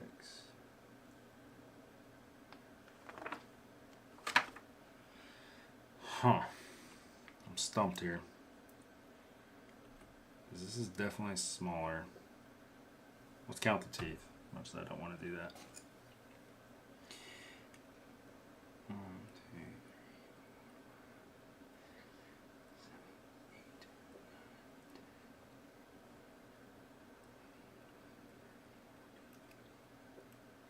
7, 8. 18. This is the right one. I got the right shaft? Maybe not.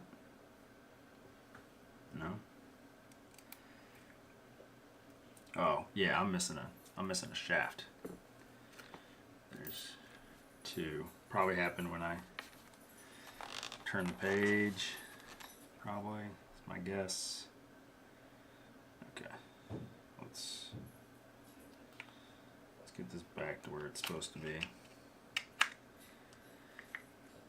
Move this over here.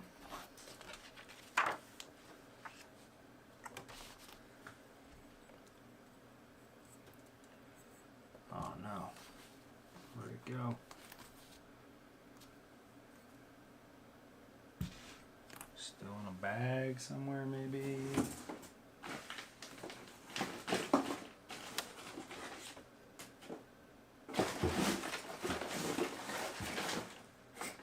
Huh.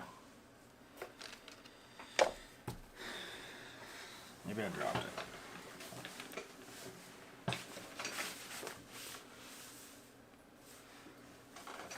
Oh man, you guys are, huh? Yeah, I guess this, when you build in a spot you're not used to building. Oh, it's right here. It would have bit me if it was a snake. Okay, all right, let's make some progress. Let's finish this transmission up. Have something to show for the work.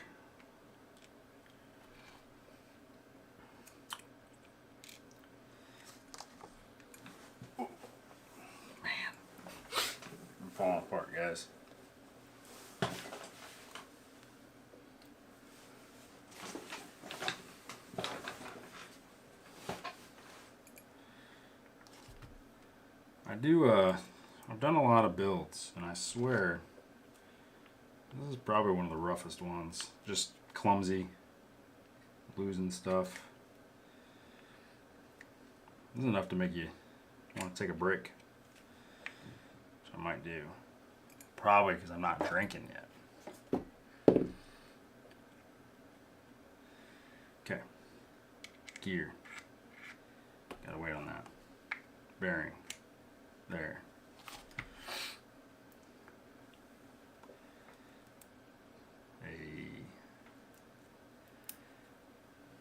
There it is. Okay. That.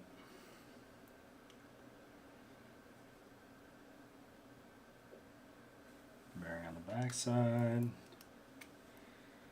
This just goes in there like this.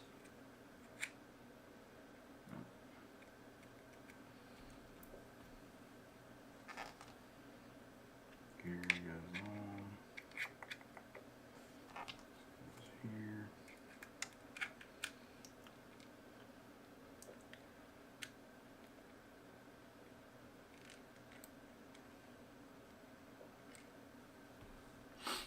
Feels pretty good.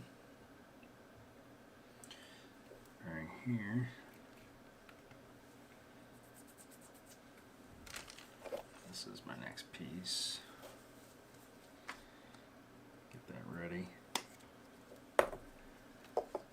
Couple of long screws. 16.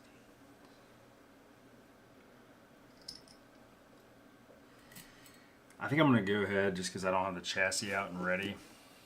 I'm going to go ahead and, I know with this brazen scale, these standoffs from the transfer case to the forward motor mount, I'm pretty sure you have to get rid of them, and you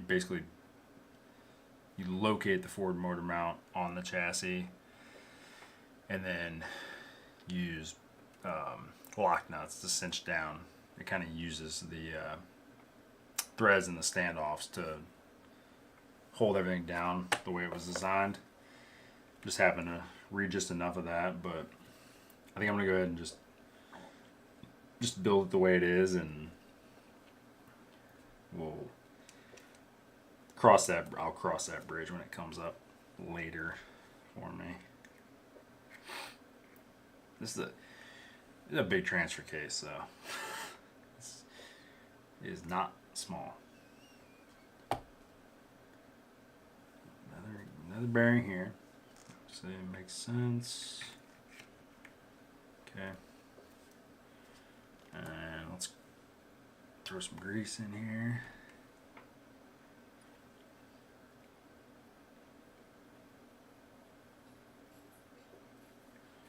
Kind of lay it on both sides. I'm not going to spin it because I try to keep it kind of clean before I.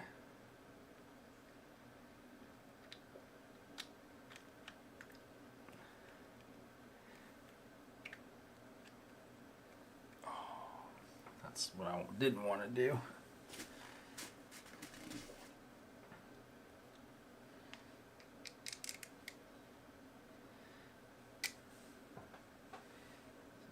Run some screws right there.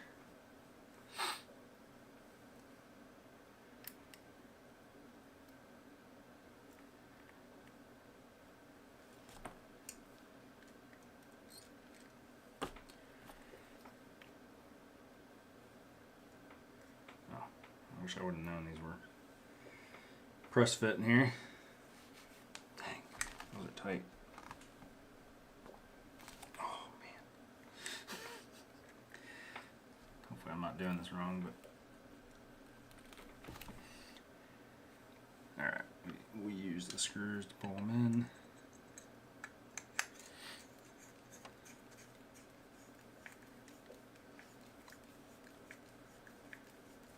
There we go. Old chat's really slowed down. Not surprised, and I'm more into this, but I really do appreciate you guys hanging out, joining me. I like the build so far.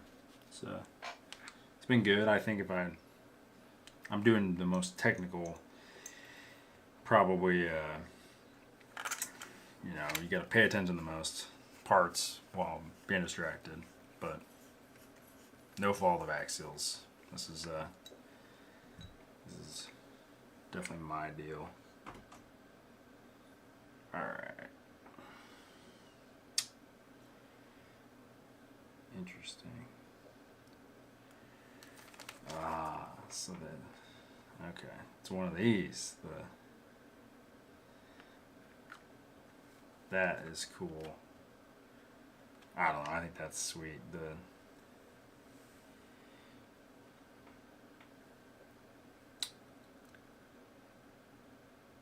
Some 8mm little guys. I think it's pretty cool the way they have the bottom of the transmission is the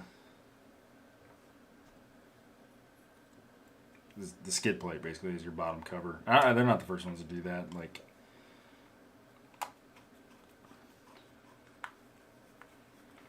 I don't know if I missed the screws to actually put the two pieces together. I probably did. Oh yeah, I totally did. Some flathead 16 mils it looks like.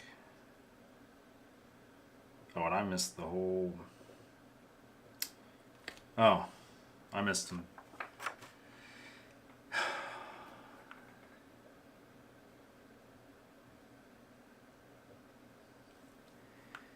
I missed some parts, so we're gonna get this thing to where it doesn't fall apart, and I'm gonna have to. I forgot to put the shifting fork in. Yeah, you guys are seeing the reality here. I didn't put what is it? Basically that shifting mechanism is all I missed. So I'm actually gonna pull that one I just put in out, and I'm just gonna put these two flathead screws in here just to get it held together so it doesn't fall apart. But unfortunately, it's gonna have to, I think, come a good ways apart. Not all the way, but I don't know which ones are these. Gotta pay attention. It's key.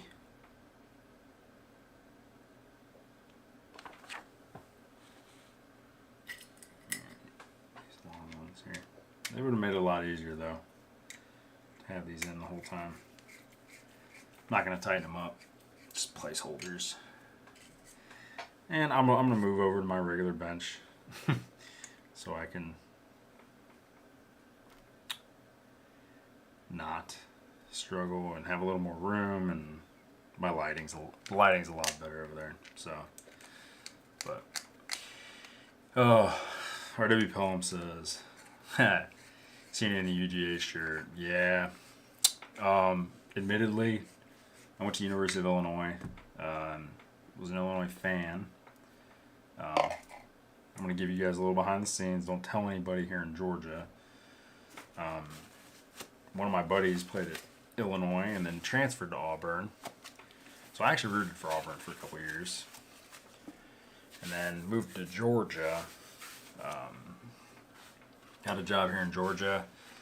And then, but I guess it was about 3 years ago, found out I was going to be coming to Georgia. And me and my wife, they hadn't won their first national championship yet. Kind of decided, I guess we'll be Georgia fans. You know, they're SEC football. Let's pick a team in the SEC. Made the most sense. In 2 years, we've become pretty big fans. We've been to multiple games, watch all the games. Really fun. I enjoy SEC football a lot. But call me a poser, not a diehard for life fan or anything like that. It's been convenient to be a fan of theirs, but they also haven't looked good at many times this year. So JP Wertz, still listening. Got my winch line fed through, guide tube, had to hold my tongue. Oh yeah, don't you love that? It's just one of those things where it's got to be just perfect. Those are brutal. Yeah. I'm gonna mark these little parts that I missed, just so I can go back and hit them, draw attention to it. Because I probably won't do it tonight. I'll probably take a little break. Maybe I'll come back in here and knock this transmission out just so it's done. But yeah. But anyways, guys, if you got any last minute questions, go ahead and shoot them in there. Obviously, you guys know how to get a hold of me. You can hit me up on Instagram. You can leave a comment. I answer every single comment. I'm not at the level yet where it's overwhelming or burdensome, but I do appreciate all you guys. You guys stuck it out the whole time, and I had fun. It's cool to read comments and chat, and RW Pelham says way better. Yeah, it went way better. Yeah. Yeah, Auburn played a good game. Georgia's, luckily the SEC is kind of, it's not great this year. Alabama's kind of in a rebuilding mode, and Tennessee's looked not great. They're okay. We got to play Missouri. Missouri's looked pretty good. We got Florida and Jacksonville. I think that might be this weekend. I'm not sure we play this weekend, but it's kind of anyone's game. And Georgia better, they're number one, but they haven't played like the number one team. Michigan looks really good. So we'll see how it shakes out. I get into the games. I'm not trying to undersell it. I was pacing during that Auburn game, but at the end of the day, it's not that serious. But all right, y'all. I think we're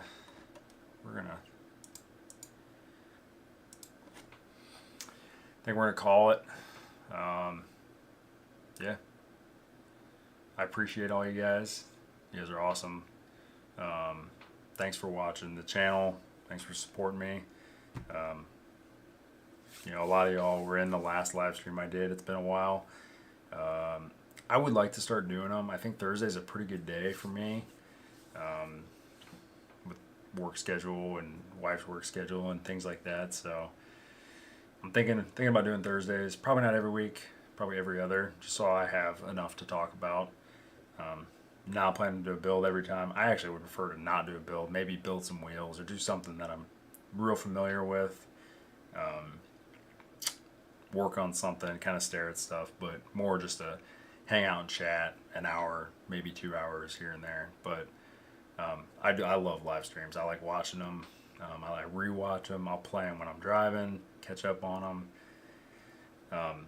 So kind of want to have my own, but also I just enjoyed chatting with you guys. So looking forward to the channel growing enough to where it's constant. But to be honest, for pretty much 80 y'all, it was pretty steady for the most part. It got a little slow there when I was riding that struggle bus with this transmission, but that's my fault, just talking, not paying attention. But anyways, y'all, have a good night. I'll see you guys. Hope you guys get out this weekend. I know for RW and me, it's kind of starting to cool off finally down south. At least it is over here. So it's a great time. It's like the perfect time to get out. It's crisp in the morning, but it warms up. It's beautiful. So I'm going to hopefully do some crawling. I might even get my Baja Ray out again this weekend as well, and enjoy it. But have a good night, everyone. I'll see you later. Thanks.